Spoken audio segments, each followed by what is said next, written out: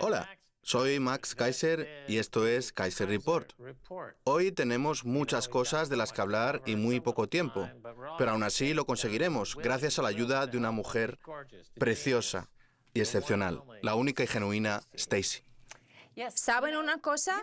Max ha tardado 9 meses en recuperar su cuenta de Twitter, que vuelve a ser twitter.com/Max Keiser. Y eso ha sido posible gracias a la gente de SwanBitcoin.com, que nos ha ayudado a volver a protegerla. Hay mucha gente que se ha hecho pasar por Max Keiser y que ha enviado mensajes directos en su nombre. Pero sepan que si Max Keiser les envía un mensaje directo, entonces es que no es él, sino un impostor.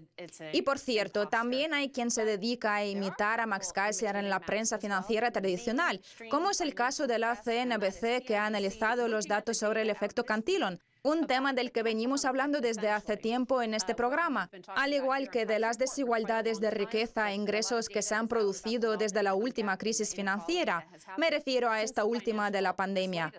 Pues bien, resulta que la CNBC hace alusión a un concepto que se parece mucho al tuyo del apartheid de los tipos de interés. Historia de dos recesiones, unos estadounidenses prosperan, otros sufren. Las dificultades financieras derivadas de la recesión se concentran en ciertos grupos como minorías, trabajadores con salarios más bajos y mujeres. Otros, especialmente los hombres blancos o los trabajadores mejor pagados o más preparados, han quedado al margen de ese sufrimiento. La disparidad se extiende incluso a los afortunados que aún conservan su empleo, algo poco común en las recesiones, según los expertos. Desde luego que es así. Luego vemos qué dice la noticia sobre el apartheid de los tipos de interés. El escenario está claro. La disparidad entre los que tienen y los que no tienen se ha acrecentado, provocando un enorme descontento social. Y no resulta difícil averiguar por qué, con unos bancos centrales que constituyen el origen de todo el problema.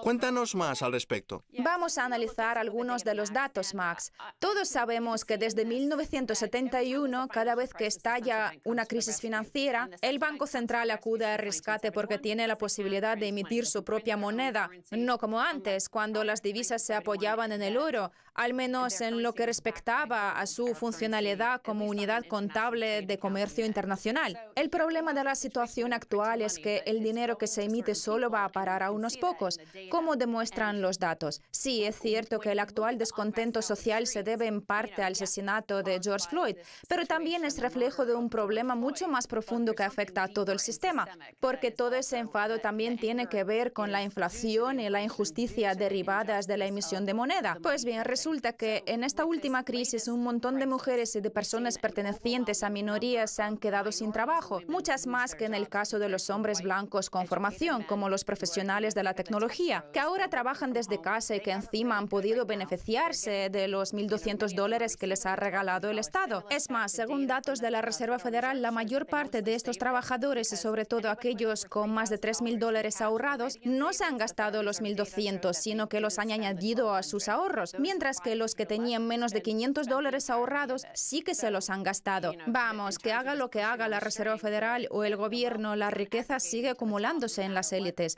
Vamos a ver qué dijo la semana pasada Jerome Powell en su comparecencia ante el Congreso estadounidense. La recesión ha afectado de forma desigual a los estadounidenses. Los menos preparados para afrontarla son los más afectados, declaró el pasado martes Jerome Powell ante la Comisión Bancaria del Senado. Si no se contiene y revierte la recesión, las desigualdades económicas que la larga expansión había reducido podrían aumentar.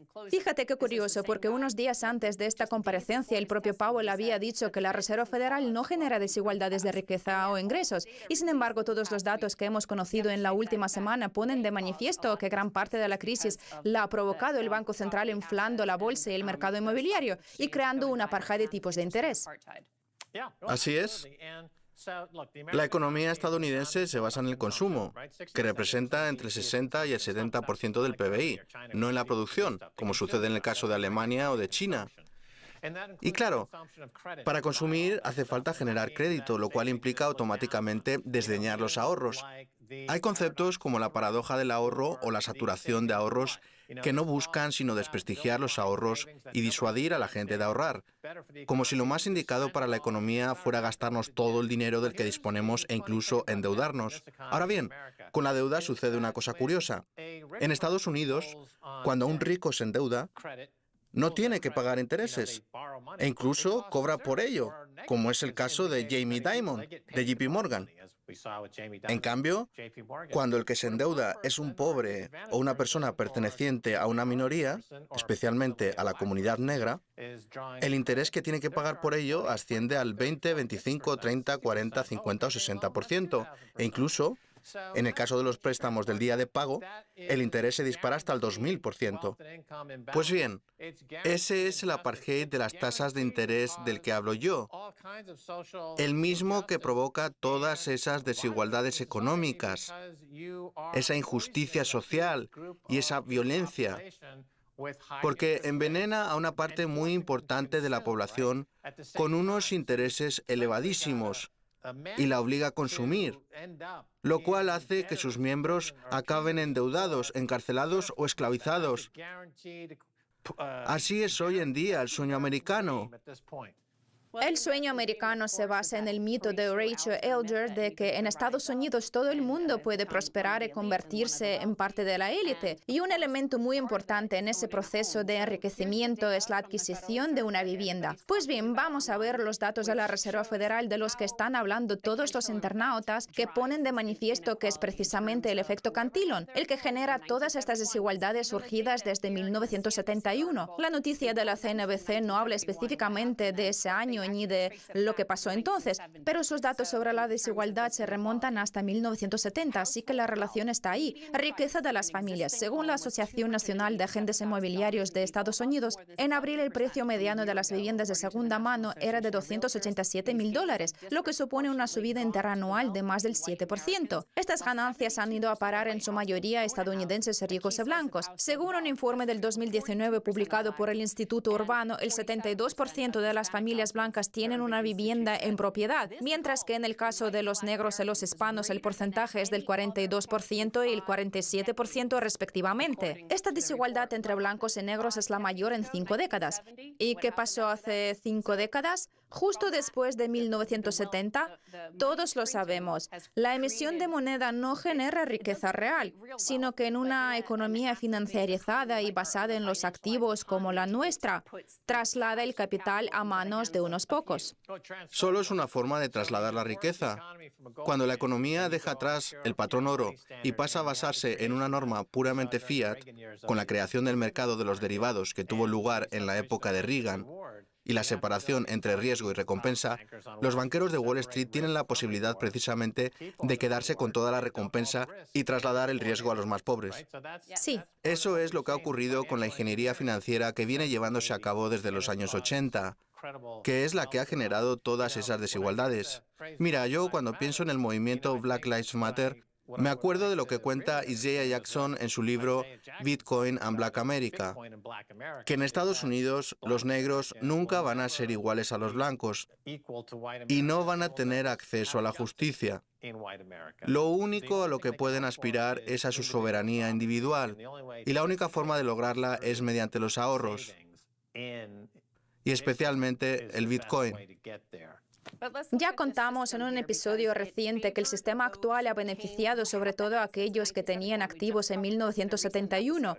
Pues bien, ahora estos datos demuestran que la tendencia continúa a día de hoy. Pueden tirar todos los monumentos que les dé la gana, establecer nuevas festividades, crear nuevos eslóganes en plan apoyamos a los negros, a las minorías, a las mujeres, a la comunidad LGTBQ, que el problema está arraigado en el sistema, porque incluso cuando intenta rescatar la economía y salvar a las víctimas económicas de la pandemia, Su forma de hacerlo, emitiendo billones de dólares, hace que ese dinero solo les llegue a los banqueros blancos de Wall Street al 0% de interés.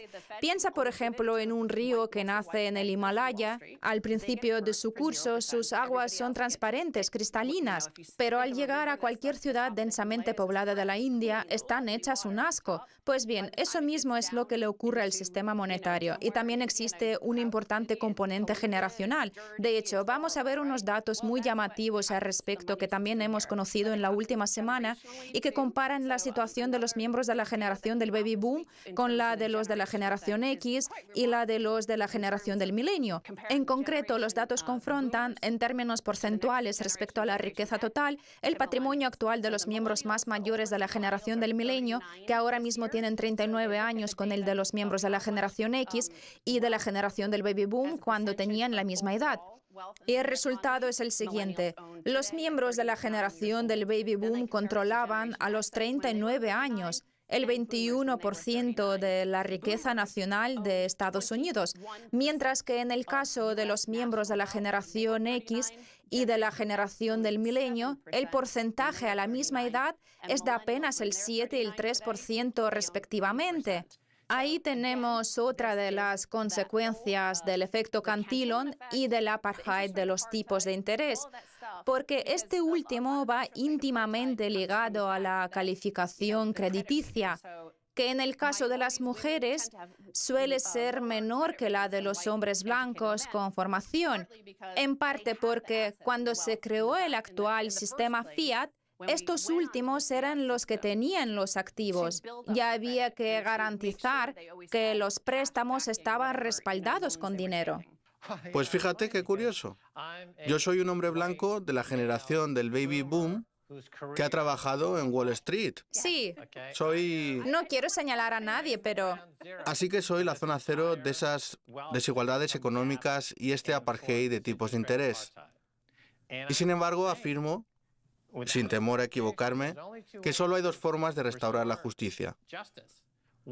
Una es subir inmediatamente los intereses 500 puntos básicos para que vuelvan a estar en el 5% en el caso de los intereses a corto plazo y que el sistema recupere los ahorros y el capital. Y la otra es que todos aquellos que se encuentren en el lado malo del apartheid de los tipos de interés empiecen a ahorrar, ya sea a través del oro o del Bitcoin, preferiblemente de este último. No hay más. No sirve de nada derribar estatuas, protestar en las calles o elegir a aquellos políticos que creemos que van a ayudarnos. Nada de eso funciona. Se lo digo yo, que soy un hombre blanco de la generación del baby boom que ha trabajado en Wall Street. Eso no sirve para nada. De hecho, si yo fuera como otros de mi generación, me estaría riendo a carcajadas. Como señala Isaac Jackson, lo que hay que hacer es salir del sistema Fiat. Los que lo controlan pueden hacer lo que les dé la gana, incluso subir los intereses, que lo importante es que salgamos de él, porque se trata de un sistema inherentemente injusto. De lo que tenemos que salir nosotros es de esta parte del programa. Les esperamos a la vuelta con mucho más.